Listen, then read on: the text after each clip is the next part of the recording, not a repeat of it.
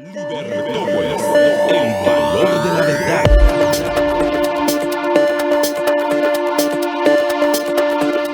¿Qué tal, amigos? Su servidora Reni Bake, el día de hoy, 5 de marzo del 2025, en su segmento El Patio de Atrás. Nuestro querido Jorge Jacobs ha tenido que retirarse, pero su servidora va a aprovechar estos 30 minutos con ustedes y vamos a estar conversando y analizando un poco la era Trump, como habíamos anunciado en nuestras redes sociales. Vamos a estar hablando, como dicen algunos, si Trump está loco o sabe algo que los demás no sabemos. De ese algo que tal vez pudiera él saber que nosotros no conocemos, vamos a estar platicando el día de hoy, qué es lo que le motiva en esta era Trump 2.0 y por supuesto cómo puede afectarnos. Para comenzar y recordar, su segmento semanal El Patio de Atrás es el único especializado en Centroamérica sobre lo que sucede en Estados Unidos con una visión de seguridad nacional versión Estados Unidos y obviamente cómo esto nos afecta a toda América Latina y al mundo. Y por supuesto, con esta visión estamos aportando a la discusión pública en Guatemala, dando nuestra visión de qué pudiera estar pensando la gente en Estados Unidos, sus gobernantes. Y por supuesto, no olviden sintonizarnos en nuestras redes sociales y seguirnos @ReniMariani en X Twitter o JJLiber para el X Twitter de Jorge Jacobs. Sin más, vamos a comenzar. El vicepresidente J.D. Vance y el presidente Donald J. Trump de Estados Unidos son un dúo dinámico, parejo o disparejo. Pues no son tan disparejos, no es una pareja tan dispareja. ¿Cómo pueden ellos estar mirando el mundo? Comencemos un poco con la visión de J.D. Vance.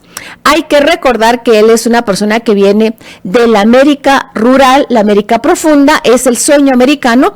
Fue muy pobre de niño, entró al ejército de Estados Unidos, fue marín, hizo trabajo en Irak y de ahí con la beca que le dieron el gobierno de Estados Unidos por haber servido en el ejército de Estados Unidos, se fue a la universidad, de ahí llega a Yale, conoce a la esposa, se vuelve escritor y el resto es historia. Pues, ¿qué puede él estar mirando? Bueno, primero tenemos en pantalla una foto de el Día de los Veteranos. Es cómo puede él estar mirando el mundo. Bueno, esta es una foto que impacta y es básicamente de un cementerio de veteranos de Estados Unidos con un niño pequeño vestido de militar mirando muy triste la tumba de su padre. Eso es la visión o lo que puede estar pensando J.D. Vance cuando llega a Zelensky a decir, miren, el problema de Rusia, y entonces en un momento, o sea, Rusia nos invadió y esto, aquí, lo otro, y J.D. Vance se le queda mirando como, me estás pidiendo que pongamos muertos. Esto es lo que él tiene en mente. Y por supuesto, lo que puede tener de una u otra forma en mente cada vez que se está hablando de guerras, de terrorismo, el presidente Donald J. Trump.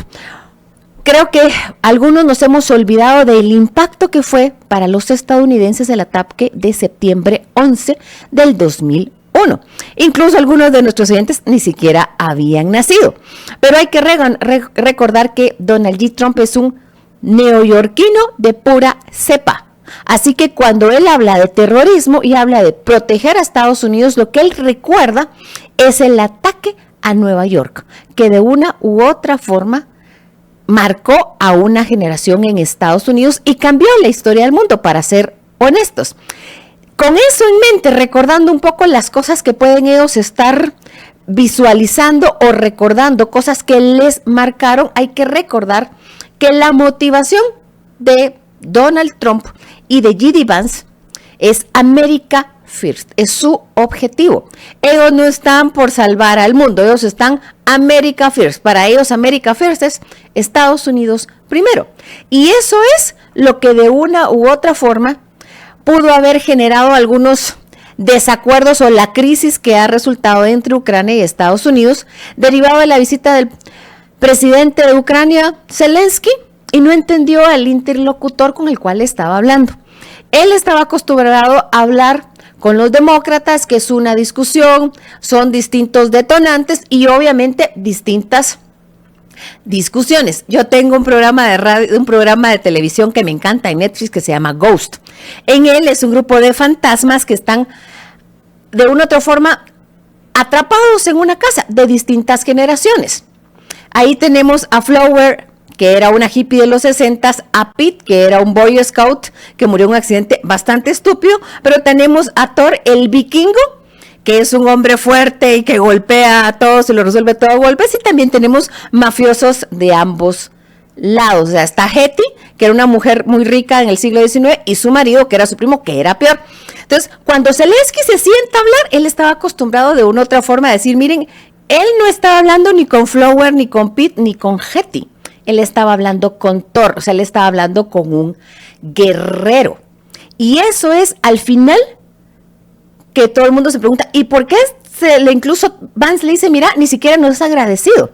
En Estados Unidos, especialmente en el mundo de los veteranos, de una u otra forma, se acostumbra entre ciertos grupos a agradecer por el servicio que prestaron a Estados Unidos.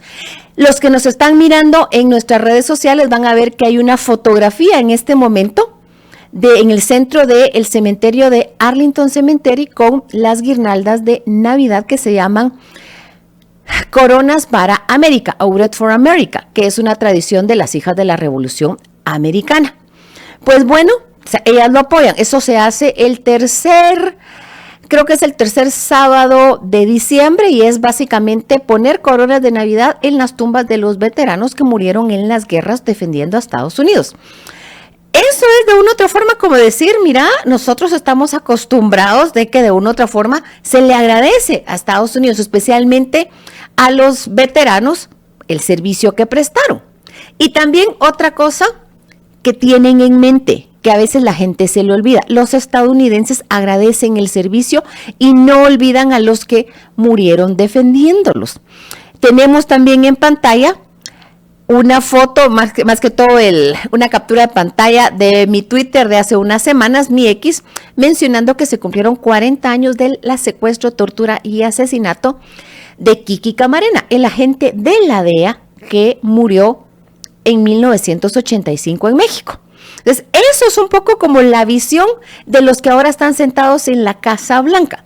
Tenemos a Donald Trump con el tema de Nueva York, y obviamente él es un empresario, y eso es lo que vamos a hablar después, qué es lo que él puede estar mirando y qué puede saber sobre Estados Unidos que nosotros tal vez no lo estamos visualizando.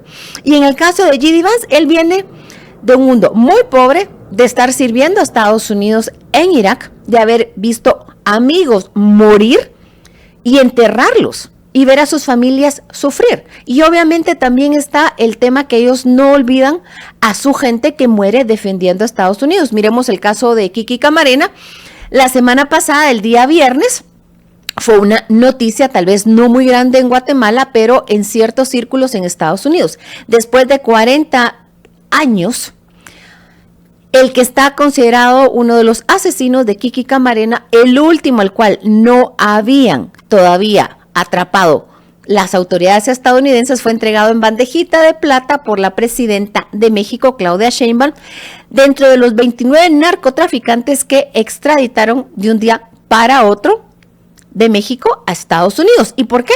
Porque los estadounidenses no olvidan y no perdonan cuando matan a uno de sus miembros de la forma en que fue secuestrado, torturado y asesinado Kiki Camarena. A él le tenían el ojo puesto, y 40 años después finalmente le pusieron las esposas en las manos. Incluso habían algunas noticias donde decía que el hijo de Kiki Camarena, que es un juez en California, le entrega las esposas a un agente de la DEA, las esposas de su padre, para que las use y que presente a Rafael Caro Quintero ante la Corte de Nueva York cuando le leen los cargos por el asesinato de Kiki Camarena. Entonces, eso es un poco como las cosas que hay que entender de quién está sentado en la Casa Blanca, cuáles puede ser su background o sus experiencias de vida y a qué está acostumbrado o qué es lo que se espera en ciertos círculos. Después de todo, tal vez estaban acostumbrados a que llegaban y pedían dinero del contribuyente estadounidense y le decían, sí, ¿cuánto es?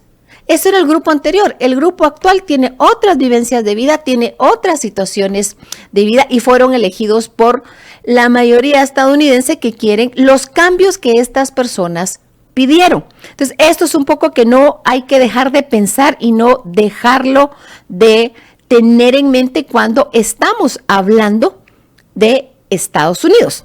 Y bueno, respondiendo a una de las preguntas que pusimos, bueno, ¿qué puede saber Donald J. Trump que nosotros no sabemos? ¿Será que está loco con él está recortando todos los fondos que está haciendo? ¡Ay, cómo cerró USAID! ¿Y por qué está despidiendo tanta gente? Bueno, hay que entender una cosa. Las finanzas de Estados Unidos tienen una deuda del 121% del Producto Interno de Estados Unidos. El día de ayer fue la presentación o el primer informe a la nación de Donald J. Trump en su segundo mandato, y una de las cosas que dijo es, miren, en la próxima década vamos a balancear nuestras cuentas. ¿Qué significa? Que él en lo que tiene en la mente es, debemos un montón de dinero como país. O hacemos recortes y comenzamos a balancear las cuentas, o vamos a quebrar. El Seguro Social de Estados Unidos, de acuerdo a los últimos números que se han hecho, más o menos en el 2035 pudiera entrar en déficit. Es un promedio entre dos entidades que ven temas de seguro social, y cuando se hace el cálculo de, bueno, si estas dos entraran en crisis, ¿cuál es el año? Las últimas tendencias es 2035, en una década. ¿Y qué estaba diciendo ayer Donald Trump en su discurso de informe a la nación? Una de las cosas que dice, miren, la deuda que tenemos es enorme y la vamos a balancear y la vamos a sanear en una década. Así que Donald Trump no es que esté, entre comillas, loco, como algunas personas quieren decir. Lo que él tiene en mente como un empresario es, llega a ver las cuentas y dice, ok, esto está en rojo. ¿Cómo que estos números están en rojo? Ok, estamos en rojo, estamos gastando más de lo que estamos ingresando. ¿Qué es lo primero que hay que hacer? Cortar lo que consideran no esencial. Y ahí es donde comienza a decir, cooperación internacional se corta. O sea, eso se salió de control. Vamos a reenfocarlo todo.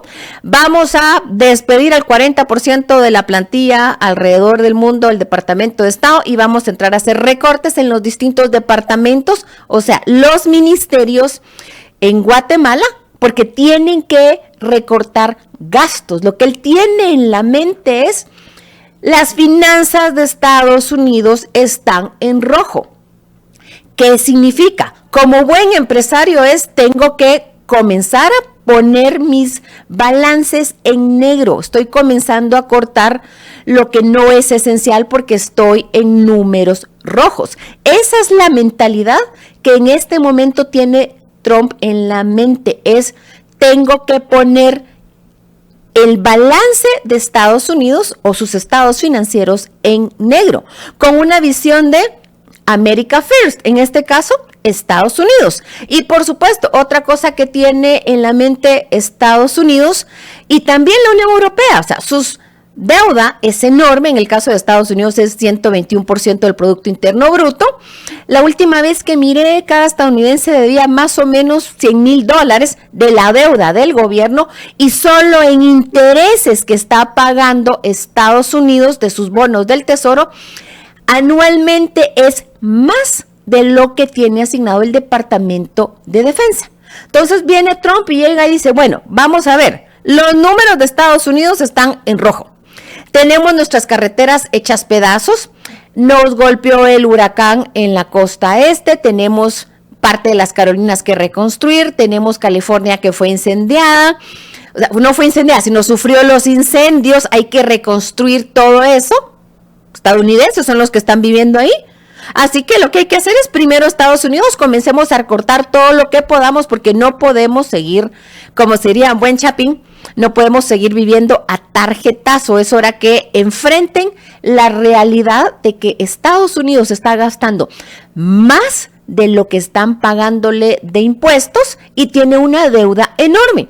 Y cuando vemos eso y lo analizamos con esa visión, podemos entender, por ejemplo, que él está diciendo, miren, los que quieran venir a Estados Unidos pueden comprarme la tarjeta oro, que va, la Golden Card, que no va a ser una Green Card, sino va a ser una Golden Card, va a costar $5 millones y esto les va a dar el permiso de vivir a Estados Unidos. Básicamente él está buscando dinero para ir, por un lado recorta, y por el otro lado está buscando otro tipo de ingresos. Hay una broma que hacemos con unos amigos europeos. ahora que estaba pasando todo el tema de Zelensky, que lo vamos a analizar en unos minutos, pero hacemos la broma. Estados Unidos tiene desplegadas tropas en Europa, tiene arsenal nuclear. Por ejemplo, los Países Bajos, Bélgica, no tienen bombas nucleares propias, pero son estadounidenses y la clave la tiene Trump. Así que la broma es, con lo que ese hombre anda buscando dinero, yo creo que si le ofrecen comprarle el arsenal nuclear, la Unión Europea a Trump les va a decir cuánto me ofrecen y hacemos cuentas. Es un poco como la visión de, él es un empresario que encontró un país que va a la bancarrota porque está gastando más de lo que está ingresando y él está buscando recortar gastos por un lado y por el otro lado, por supuesto, buscando generarse dinero de otras fuentes no conocidas. ¿Cuál es su prioridad? Balancear presupuesto de Estados Unidos. Su 121% del Producto Interno Bruto de deuda es enorme. Y su visión es, Estados Unidos ya no va a ser el sugar daddy, o sea, ya no va a estar pagando las cuentas del mundo, sino que básicamente es que cada quien pague sus gastos, que cada quien se haga cargo de su población y Estados Unidos va a entrar a colaborar cuando les interese, vaya a generar o vaya a hacer que Estados Unidos sea más fuerte, más próspero o más seguro.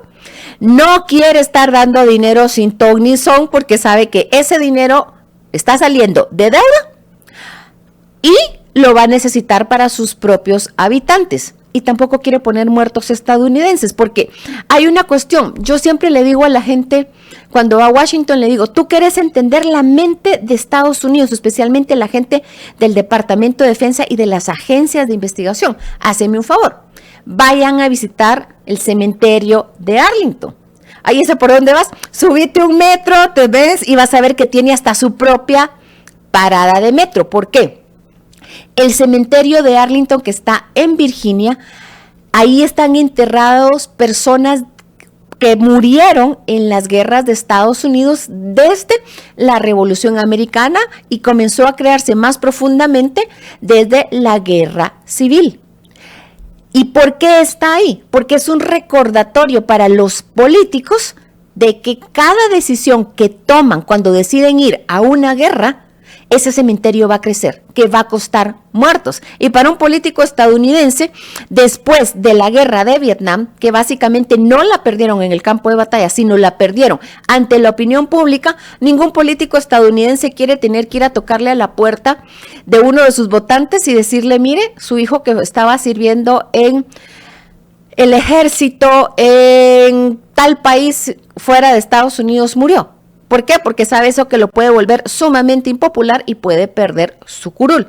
Entonces, básicamente, la prioridad de Trump es balancear presupuesto, reducir la deuda de Estados Unidos, no va a andar pagando cosas que no sean una prioridad de ellos y tampoco quieren poner muertos estadounidenses. Y obviamente, ¿cómo nos afecta en América Latina? Ya dijo, miren, el tema de narcotráfico, por favor, colaboren. No vamos a hacer de reuniones infinitas, ni vamos a hacer foros. O nos sentamos a ver cómo resolver esto o les pongo aranceles. ¿Qué pasó el día de ayer? De pronto México, Canadá sintieron el golpe de los aranceles. ¿Por qué? Porque a juicio de Trump no están apoyando lo suficiente en la guerra contra el fentanilo ni en la migración ilegal. Y hoy, como a mediodía, sale el ex Twitter de Marco Rubio, que dice: el gobierno de Estados Unidos va a reservarse visas o va a quitar visas, una forma de decir, de los funcionarios de los países que son ruta de la migración ilegal. O sea, Centroamérica, Colombia, hagan el favor de voltear a ver el asunto. Si no colaboran, sus funcionarios van a perder sus visas. O sea, ya no es el, señores, vamos a sentarnos a hablar y a tomar cafecito y resolverlo. Estamos tratando con mi personaje favorito de la serie Ghost. Estamos hablando con Thor, o sea, estamos hablando con la gente que es de acción, no de cafecito ni de andar persiguiendo florecitas. Es un poco la mente en la cual ellos están funcionando. Y por supuesto, yo les juraría que no sospecho que pudieran haber llegado a la conclusión que de pronto, ahora que les van a dar $2,000 millones de USAID a los que estaban denunciando por orden de un juez, y de pronto no vaya a estar aquí alguien en estas rutas de migrantes pensando que van a usar el dinero para hacer caravanas de migrantes, o que van a salir caravanas de migrantes como salieron en el 2018 de Honduras, pasaron Guatemala y llegaron a México como días antes de las elecciones de mitad de periodo del primer periodo de Donald Trump. O sea, no, o sea, es algo así como, miren, ni lo piensen. Si alguien está pensando que van a jugar con nosotros como jugaron con nosotros, o van a actuar como jugaron con nosotros en el primer periodo de Trump, esta gente, los gringos estos ya van avanzados 1 kilómetro adelante. Así que básicamente, si usted es funcionario de los países donde están pasando los migrantes ilegales y se considera que su gobierno no está apoyando lo suficiente, ya Marco Rubio dijo, señores, les vamos a quitar la visa. Y esos son como los mensajes que están diciendo de o colaboran o colaboran. O sea, no es de tomar cafecito. Vamos a trabajar con ustedes en los temas que nos interesan. Pero también la buena noticia, hay que hablar de las buenas noticias, es que cuando se corta USAID y ahora la Unión Europea tiene que rearmarse ante Rusia, pareciera que el colonialismo ONGero se acabó. ¿Qué significa eso? Es una expresión de otro de mis chats de miren, ¿y qué pasó? ¿Cortaron el dinero de USAID? Sí, estaban revisando un montón de cosas que no era para la cual se los habían dado. ¿Y el dinero de la Unión Europea, mucha?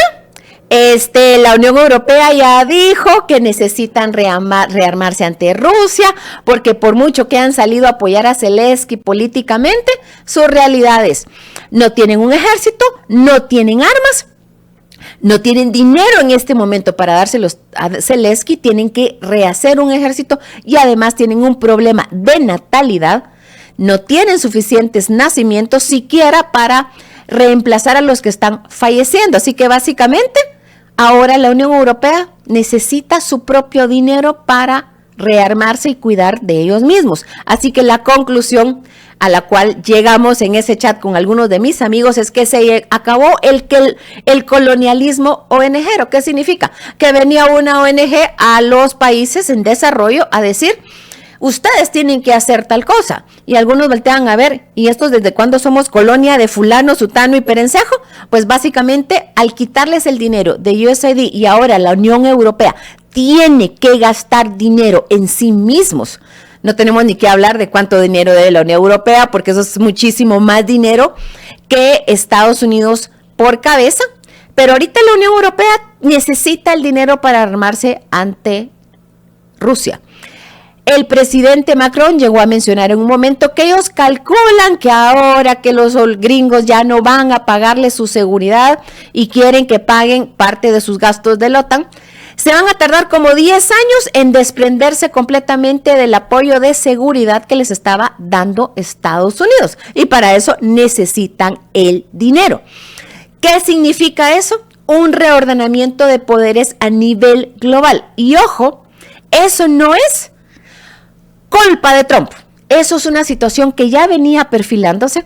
Hace una década que yo estaba sentadita estudiando en Estados Unidos. Nos invitaron a un curso que pasamos creo que 2-3 días en una instalación del Comando Norte de Estados Unidos. Y ya se estaba hablando en ese momento que Estados Unidos se iba a replegar de ser el policía del mundo, más o menos para el 2032, porque ya estaban hartándose de ser el policía del mundo, de estar poniendo los muertos y el dinero de estar resolviendo los problemas en otros países. Y además iban a necesitar el dinero para sí mismos porque tenían que meterle a la parte de su infraestructura, a la competencia tecnológica, el tema de la deuda y el seguro social, su población envejeciendo, etcétera, etcétera, etcétera.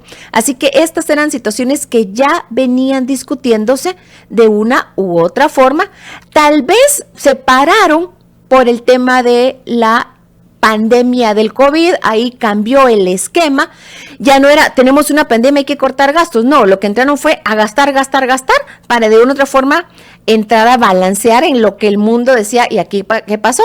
Bueno, ahora ya se terminó la pandemia del COVID, y los cheques COVID que llegaban en Estados Unidos a las personas que no estaban trabajando, se acabó, ahora tienen que comenzar a pagarlo, y su deuda es 121% del Producto Interno Bruto, con una seguridad social que puede entrar en crisis a partir del 2035, y eso de una u otra forma es lo que tiene en mente Donald Trump. De ahí que pareciera que el hombre está dispuesto a vender hasta la foto hasta las visitas privadas a la Casa Oval, siempre y cuando pasen los clearance, para que de esa forma haga caja el gobierno de Estados Unidos, porque no tienen dinero. De ahí que están comenzando a recordar un montón de cosas y eso no va a tener vuelta de hoja. Sin más, su servidora se despide. No dejen de seguirnos, por favor, en nuestras redes sociales. @ReniMariane y @JJLiber, y no olvidemos, y a mí siempre me gusta poner el preámbulo de la Constitución de Estados Unidos, y es importante que lo tengamos en mente en toda esta discusión de qué fue lo que le pasó a Estados Unidos. Pareciera que fue un cambio de vuelta a calcetín. Salieron los demócratas del poder. Los demócratas ahorita, quien controla el Senado, la Cámara Baja y el Ejecutivo son republicanos, y así va a ser hasta noviembre del 2026, que van elecciones de mitad de periodo, donde pudiera ahí haber un cambio tal vez en la Cámara Baja o de un poco de control. Pero ahorita el We the People, el grupo que eligió a Donald Trump, tienen en mente, y esto es una situación que yo siempre le digo a las personas: por favor, cuando hablamos de Estados Unidos, pensemos qué pasó, qué es lo que dice su Constitución y cuál es su cultura y la forma en que ven el mundo. De eso vamos a estar hablando más profundamente el próximo miércoles, la división de poderes y cómo se le pone límites al gato llamado Trump, que no es un gato cualquiera, es un gato persa que tiene distintas características que un gato común, pero él está acostumbrado a hacer lo que quiere. Sus límites son las leyes de Estados Unidos. ¿Y cuál es la ley o la legislación más grande en Estados Unidos? Es la Constitución. Y su preámbulo dice: nosotros, el pueblo de los Estados Unidos, a fin de formar una unión más perfecta, no olvidemos que iniciaron con 13 estados y ahora son 50. Continuamos leyendo. Buscan establecer la justicia, garantizar la tranquilidad nacional, tender a la defensa común, fomentar el bienestar general y asegurar los beneficios de la libertad para nosotros, le hace los estadounidenses, y para nuestra posteridad. Por la presente promulgamos y establecemos esta Constitución para los Estados Unidos de América. En America First, la visión es la Constitución de Estados Unidos y primero los estadounidenses. No significa que no vayan a tomar en cuenta al continente americano. Al contrario, hay incluso discusiones en Washington de Estados Unidos va a dejar a Ucrania que se la resuelva con la Unión Europea y con Rusia, y se va a enfocar más en su continente, que es el continente americano. Pero de eso vamos a estar hablando el próximo miércoles. Su servidora, Reni Bake, se despide.